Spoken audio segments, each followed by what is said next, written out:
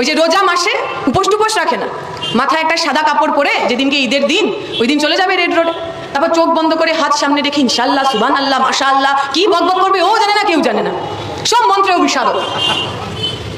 কখনো মাইকে দাঁড়িয়ে ইনশাল্লাহ সুবহানাল্লাহ মাশাআল্লাহ বলবে, আবার কখনো মাইকে দাঁড়িয়ে এমন সরস্বতী মন্ত্র পড়বে যে সরস্বতী ঠাকুরও ভয় ভয় থাকে, ওরে বাবারে আজকে মমতা ব্যানার্জি মন্ত্র পড়েছে, কার ঘাড় কার মাথায় কার ঠ্যাং কার হাতে লাগিয়ে দেবে কেউ জানে না।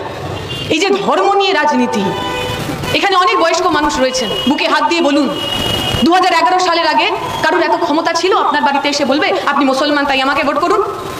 2011 সালের আগে এত কারোর সাহস ছিল কোনো হিন্দু পাড়ায় গিয়ে বলবে আপনি হিন্দু তাই আমাকে ভোট করুন?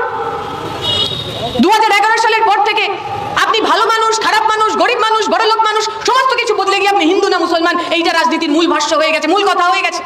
আমরা বলছি হিন্দু মানুষ আর মুসলিম মানুষের রক্তের রং আলাদা নাকি? হাত কেটে যখন রক্ত পড়ে হিন্দু মুসলিমের